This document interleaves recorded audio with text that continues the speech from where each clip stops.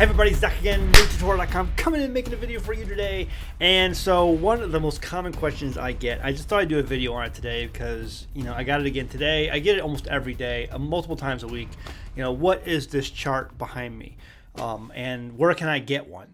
So this one, there are a number of different ones out there that you can find. And I figured, I'll just do a video on this because that way when I get these messages, I can either try to, forward this video onto them and they can see it, or you guys can help me out. I really like it when you guys help me out because someone will post a comment, hey, where'd you get that wall chart?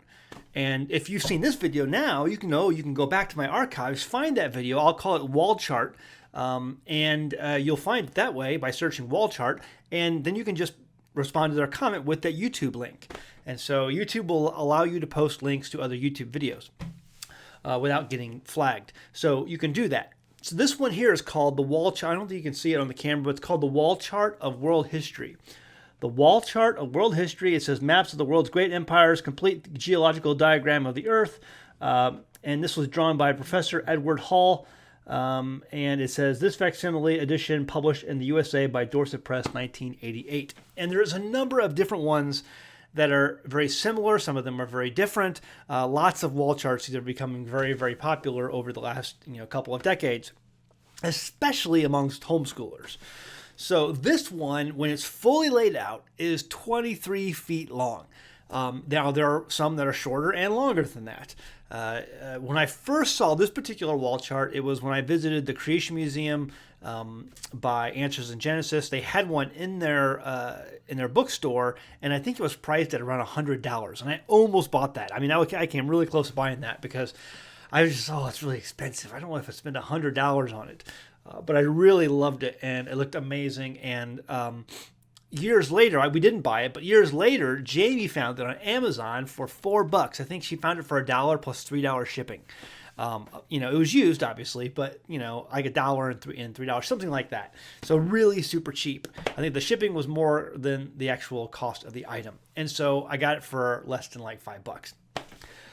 It includes all kinds of information about the prophets, on this timeline, when the prophets lived, just different things about them, different things about world empires, about different world leaders, influencers throughout history. If you're a history buff, you'll love something like this.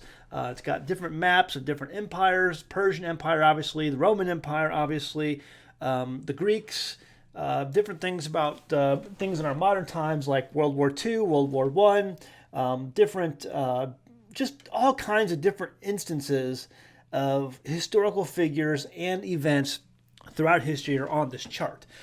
And so I've really gotten a lot out of it. I really enjoy looking at it. You could spend literally days looking at this thing. There's so much information packed into this. And so for a homeschool, if you have, the space to put it all up, then you'll get a lot out of this. At some point, what we want to do at some point is maybe build like an office, connected to the house or something that I can have like a studio in, and soundproofing and all this stuff. And at some point, I will make that and I will have this chart up again on there, or I'll get another one. Now, so let's say you want one. How do you get it? You can go on Amazon. I have seen them priced anywhere from $33 all the way down to like $6. I just checked it today. There's a couple of them listed right now on there for $6. Now, some of them have lots of pictures of it, where they have the whole thing laid out. And so it's the exact one that I have. You can kind of look at some of the graphics on here and compare them with what you see on Amazon. If you want to get the exact same one, again, there's a number of different ones that are out there. But then there's some that it just has a cover. And the cover has it says the wall chart of world history, and it's got some kind of like floral flourishes that are on the cover, design. You'll see them on there. But, and I don't know if because they don't show you the inside, so you can't exactly be sure that it's the exact same one. It probably is similar, or maybe the exact same one. I don't know. But I think there was different copyrights on this chart. This one was 1988. Some I've seen 1989. So there's, who knows? There may be even updated ones that are out now today. I've seen ones. This one here is a 23 foot long version. I've seen ones that are 30-foot long versions. So again, there's just lots of different versions out there. You go out there and try to find one. But again, I saw one today just on Amazon for $6. Used, but it's out there. And then I've seen this exact one. I know it's the exact one because they show all the pictures, so I know it's the exact same graphics, and that was for like $33 or something like that. So, but yeah, so this is it's called the Wall Chart of World History. You can find it on Amazon. You can pay, I'm sure around $100 for it new. If I think I've seen it brand new for $73 on Amazon. But or you can just get it used, and that's what we did. We found it used. That's what's called the Wall Chart of World History. It's all kinds of great information on here. Literally, you can look at it for days. The second thing I want to talk about here in my nose is itchy today. I don't know why. Somebody's talking about me. I don't believe in superstition. Just to let you know. Anyway, so emails. So I get emails all the time, and every week I get an email from somebody, and I don't respond to people's emails most of the time. I just don't have the time, guys, and I don't even get a chance to read them all. This usually happens once a week or every other week or so, but someone will email me and say, Zach, I have a question, blah, blah, blah. And then I don't get to it. And then I see another email from that same person come in and say, well, thanks for not answering me. I had someone else answer it for me because you obviously don't have the time for people who watch you. It's like, dude, I don't have the time. There was an email this week that I really wanted to get to, or last week. I really wanted to get to. It was from a guy who had moved into my area. He had moved into the Huntsville area, I believe, and I really wanted to get to that email. And I saw it in passing on my phone or something. I'm at the bank or whatever, standing in line waiting for the teller, or I don't know, wherever I was. And I see the email. I'm like, oh yeah, I gotta get a hold of that guy. And I go back later that day to my computer. I'm going through my emails and I can't find it. That's how many emails I get. I'm not kidding you. So I'm like, the guy I wanted to respond to, I should have just sent him a message right then, say, hey, hit me up later or something. It's ridiculous. I'm sorry. I just can't get to emails. I can't get to messages.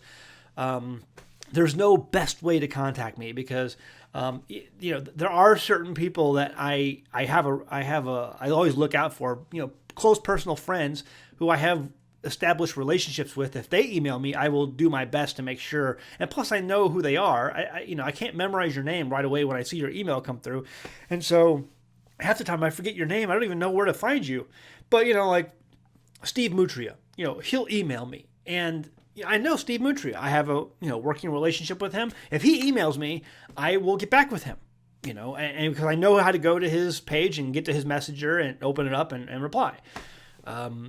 It may take me a day or two to get back to him, but I know that he emailed me and I will get back to him at some point. But a lot of folks, they even get angry at me because I don't reply right away.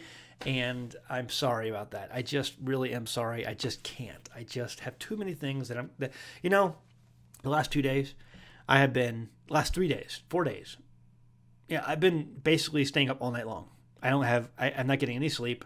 I'll get like a couple hours here and a couple hours there because I'm actually going out and checking on the lambs because it's really cold outside right now. And I have sheep out there and they're lambing. And I don't want to miss one because if it's so cold, like it's below freezing and lambs drop and the mother is not quick to lick away the sack that's around their face or if there's just a horrible wind, the animal could freeze to death or suffocate. So I'm out there quite a bit just checking on the sheep to see if they're giving birth so that I can be there to assist if necessary. So I'm not getting a lot of sleep these days. And there's always things like that on the homestead. There's always things like that going on. And so, guys, your emails are just not my priority. And I'm sorry if that offends you, but there's just too many other things to do. And so I keep my priorities are do videos. I know you guys enjoy those. And obviously my top priorities is to be a father and a husband. And so those, come first. And then I have a homestead to help run. And I want to do videos for you guys as well. Plus I do side work. I build websites. I have a number of clients that I do things for. So it just is what it is, guys. Emails is not that high up on the totem pole. And not that I believe in totem poles. So don't give me a bunch of flack about that. I'm just, it's figure of speech. Calm down.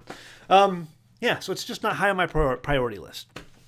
Anyway, so I want to do an email on that. Please understand if I don't get back to you on the emails, it's not that I'm really necessarily ignoring you. Some of you, maybe that's true, but mostly I'm just not. I don't have the time to get back, and even some of those I want to get back to. I go back and try to get back to, and I can't because I lose you in the noise. So very sorry about that, but that's just the way it is. So please forgive me. Please be understanding of that, and it's not just my intention to ignore everybody. And if you're the guy who moved in recently to the Huntsville area, please send me another email. I'm not ignoring you. I would love to, connect with you and get you connected to the fellowship that's around here, or at least let you know that there are a number of fellowships out there that you can connect into, and find the one that suits you. And there you go. I think that's about it. So yeah, wall chart of world history. If you're interested, great for homeschoolers. You can find it on Amazon. That's where we got ours. All right, I guess we'll leave it at that. Go home, read your Bible. Thanks.